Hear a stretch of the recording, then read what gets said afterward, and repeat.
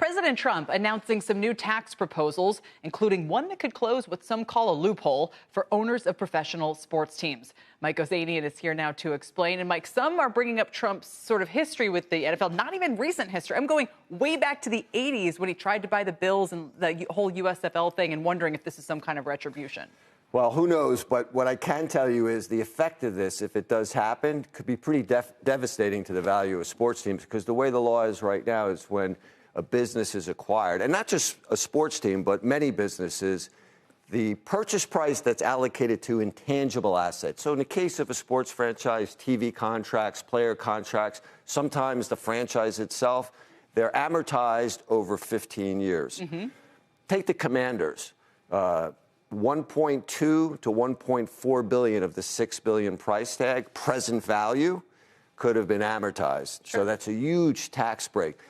That creates a loss for the team, and apart from that, the excess losses the team owners could use for their other businesses. So, really? Yeah, so if you're looking at the Commanders, that could have effectively driven down the franchise cost from $6 billion to about $4.75 billion. So you could see where this could have a very bad impact. Brian, it's practically a bargain.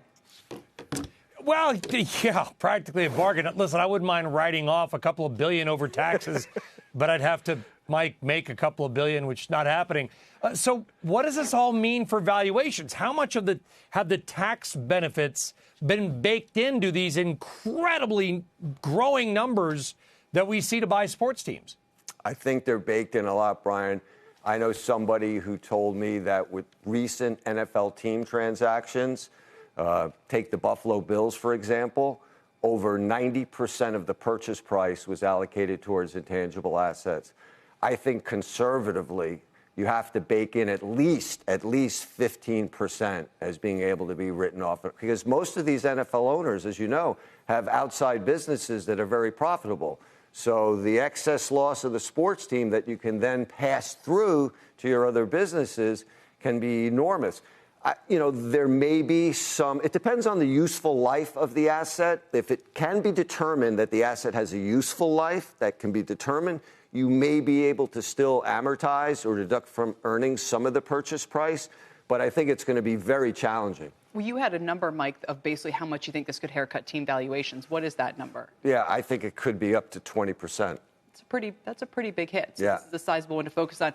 How much is the Super Bowl worth to whoever wins it, you think? Well, I think present terms, very little, because the NFL has very unique economic rules where basically all the ticket money from the Super Bowl and all the postseason games all goes to the NFL. The teams in the playoffs in the NFL, they get some money from, advertising activation, concessions, if it's a home game.